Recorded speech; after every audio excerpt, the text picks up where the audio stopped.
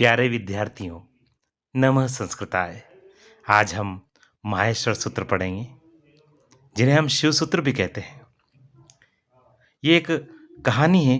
थोड़ा-सा मैं संक्षिप्त में आपको बता दूँ कि भगवान पाणिनि ने और बहुत घोर तपस्या करी। उनकी तपस्या से प्रसन्न होकर भगवान शंकर ने और उन्हें वरदान स्वरूप जो है किस प्रकार अपने डमरू को बजाया और उससे अक्षरों का, वर्णों का जन्म हुआ और वो सारी एक घटनाक्रम है, एक लंबी थोड़ी कहानी है। लेकिन एक इस सूत्र के माध्यम से एक बहुत सूत्र दिया हुआ है, क्योंकि माहेश्वर सूत्र जो है वो संस्कृत व्याकरण शास्त्र का प्राण है। तो इसलिए हम यहाँ पर एक श्लोक के माध्यम से और इसको समझेंगे, इस पूरी कहानी को, इस पूरी कथा को। तो आप सुनिए, साथ ही आप चाहे तो मेरे साथ इसका और उच्चारण भी कर सकते हैं। अगर यह आपको याद हो जाता है तो निश्चित ही। तो आइए हम दोहरान करें श्लोक का। नृतावसाने नटराज राजो ननाद ढक्कानौ पंचवारम् उद्धर्तु कामः सनकादिसिद्धान् एतद्विमर्शे शिवसूत्रजालम् एतद्विमर्शे शिवसूत्रजालम्। अर्थात इसका अर्थ समझेंगे। नृतावसाने नटराज राजो, अर्थात नृत्य के अवसान के समय नटराज, नटराज किसे कहते हैं? नटराज कहते हैं भगवान शंकर को, भगवान शिव को। आपने नृत्य करते हुए भगवान शिव की प्रतिमाएं कई जगह, कई स्थानों पर देखी होगी। तो नटराज राजो ननाद ढक्का नौ पंचवारम, अर्थात ननाद यानी बजाया, ढक्का यानी उनका डमरू। भगवान शंकर के पास हमेशा उनके हाथ में डमरू होता है, तो वह डमरू उन्होंने बजाया नौ पंचवारम। बहुत महत्वपूर्ण बात है, नौ पंचवारम अर्थात 9 और 5 बार बजाया। अर्थात 9 और 5 कितने होंगे? आप जोड़ने में 9 और 5 होते हैं 14। तो 14 जो माहेश्वर सूत्र हैं हमको यहाँ से प्राप्त हुए हैं। उद्धत्तु काम सनकादि सिद्धान एतद द्विमर्शे शिव सूत्र जालम, अर्थात उद्धर्तु काम सनकादि सिद्धान, अर्थात सनकादिक ऋषियों को ज्ञान प्रदान करने के लिए शिव सूत्र जालम एतद विमर्शे, उन्होंने इस सूत्र का, इन शिव सूत्रों का जो शिव सूत्र जालम प्रादुर्भाव वहाँ से हुआ है।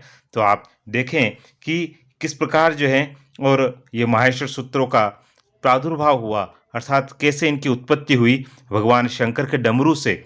आप देखें अयूण, यह पहला सूत्र है इसका। डमरू की आवाज़ भी आप सुनेंगे, रिलिक, है ना? तो एकदम उसकी जब आवाज़ आप सुनते हैं तो कुछ इसी प्रकार के स्वर भी। ये तो भगवान शिव की जो है कृपा हुई कि और वो पाणिनि ऋषि ने उनको किस प्रकार समझा सुना। लेकिन एक बार हम भी थोड़ा अगर समझने का अभ्यास करें तो निश्चित ही इस प्रकार की ध्वनि जो है उत्पन्न डमरू से होती हैं।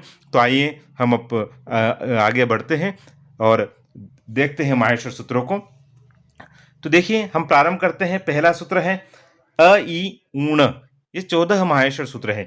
जैसा कि इस बताया, ननाद ढक्का नौ पंचवारम, 9 और 5 बार बजाया, अर्थात 14 बार उन्होंने बजाया और 14 माहेश्वर सूत्र हमको इस प्रकार प्राप्त हुए हैं पाणिनि मुनि ने। और 3678 सूत्रों से संपूर्ण व्याकरण शास्त्र का निर्माण और उन्होंने किया है। तो आइए हम देखते हैं। पहला सूत्र है अ ई ऊण, दूसरा है रि रि क, तीसरा है अय औंग, चौथा है अय औ च। तो देखिए ये जो 4 सूत्र हैं, ये 4 सूत्र हमने देखे, ये 4 सूत्र जो हैं इनमें सबसे पहले हम थोड़ा समझने का प्रयास करेंगे कि इनमें जो अंतिम वर्ण है ना, ये अंतिम वर्ण है हर सूत्र में। आप देखें ण, क, अंग, च, ये जो है इत संज्ञक है। मैंने इसीलिए और इनको मार्क कर दिया है, निशान लगा दिया है, ताकि आप समझ जाए कि ये इत संज्ञक जो है वर्ण है और जो संस्कृत में जो वर्ण इत संज्ञक होता है उसका लोप हो जाता है। अर्थात इनका जो हम सूत्र में बनाने के लिए इनका उपयोग किया गया है, इनको लिखा गया है। लेकिन इनको जो है जब हम वर्णों की गणना करेंगे तब इनकी गणना और इस सूत्रों में नहीं होगी। तो पहला हम देखें, वापस से एक बार पुनश्च मैं आपको बताऊं। अ ई ऊण रि ली क अय ओंग ऐ औ च, ये 4 सूत्र हैं और ये चारों ही सूत्र जो हैं इनको हम कह दें ये स्वर हैं।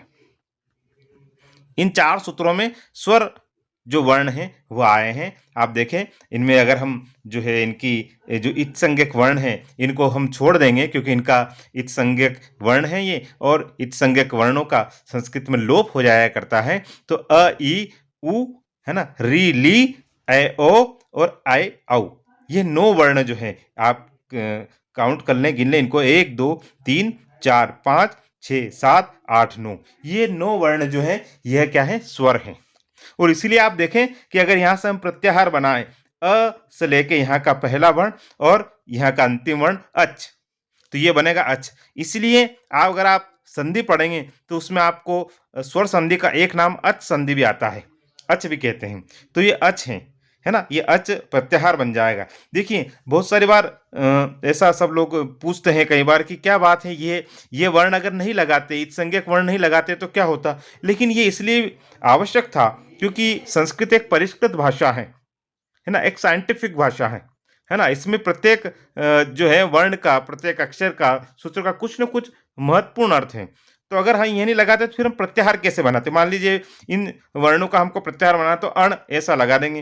अगर अण प्रत्याहार बनता है तो हमको मालूम पड़ जाएगा अण प्रत्याहार में ही 3 वर्ण आ रहे हैं। ऐसे ही अच लगाया तो ये प्रत्याहार बनाने के लिए और ये इत्संज्ञक वर्णों का उपयोग इसमें किया गया है। आगे हम देखें, यहाँ तक के हमारे स्वर जो है वर्ण आ गए हैं। अब यहाँ से लिखें ह वरट के ह से लेकर के और हल के ल तक, ये हल है ना। अर्थात हल जो है ये हम देख लें, यहाँ 5वें सूत्र से लेकर के और यहाँ 14वें सूत्र तक ये जो है और आपके हल वर्ण है। इसलिए आप देखें व्यंजन संधि या संस्कृत में हल संधि भी इसको कहते हैं, हल, है ना। और इसको ये पहला वर्ण ह और यहाँ से ये अंतिम वर्ण ल, इनको मिला करके क्या बना है, हल, है ना। हल क्या हुआ, ये एक तरह से प्रत्याहार हो गया। हल प्रत्याहार के अंदर ये सारे वर्ण इसके अंतर्गत आ जाएंगे, प्रत्याहार, है ना। ये अच प्रत्याहार बन गया, है ना। देखिए आप यहां से देखते हैं 5वें सूत्र से, ह य व र ट न ण ज्य म ग ण न म झ भ य घ ढ ध श ज ब ग ड द श ख फ छ ठ त च ट त व क प य श स स र ह ल। तो इस प्रकार यह 14 माहेश्वर सूत्र है। कई बार भ्रमित होते रहते हैं सब, तो भ्रमित होने की आवश्यकता नहीं है। इनको आप इस प्रकार बार बार स्मरण करके इनको याद कर सकते हैं। और क्योंकि यह जो वर्ण है, जो माहेश्वर सूत्र हैं, इन माहेश्वर सूत्र बहुत उपयोगी है, ये संस्कृत का प्राण है, इसलिए इनको हमको याद करना आवश्यक है। एक बार आपने इनको याद कर लिया तो निश्चित ही है हमारे और आगे कई सारे टॉपिक्स ऐसे हैं, जैसे मान लीजिए आप संधि याद करेंगे, तो संधि याद करने में आपको इन माहेश्वर सूत्र बहुत अत्यंत उपयोगी सिद्ध होंगे, क्योंकि इनसे सब प्रत्याहार का निर्माण होता है। मान लीजिए अकह सवर्ण दीर्घ, दीर्घ संधि है, उसका सूत्र है अकह सवर्ण दीर्घ, अर्थात अ से लेकर के क तक, ये यहाँ तक एक प्रत्याहार बना, अक प्रत्याहार, है ना, अकह सवर्ण दीर्घ। तो इस प्रकार जो कई सारे हम आगे जब संधि पढ़ेंगे तो मैं आपको बताऊंगा, समझाऊंगा किस प्रकार इससे प्रत्याहार बनेंगे और उनके उपयोग से आप छोटे छोटे सूत्रों के माध्यम से और बहुत अच्छे से आप जो है संधि को समझ सकेंगे। तो इसलिए चाहे वह टॉपिक कोई सा भी हो, प्रत्याहार जो है, ये माहेश्वर सूत्र जो है आपके लिए अत्यंत उपयोगी सिद्ध होने वाले हैं। एक बार मैं आपको और स्मरण करवा दूं, आप एक बार और देख लें, अ ई ऊण रि लीक ऐ औंग ऐ औच ह य व र ट ल ण ज्य म ग ण न म झ भ य घ ढ ध श ज ब ग ड द श ख फ छ ठ थ च ट त व क प य श श स र ह ल।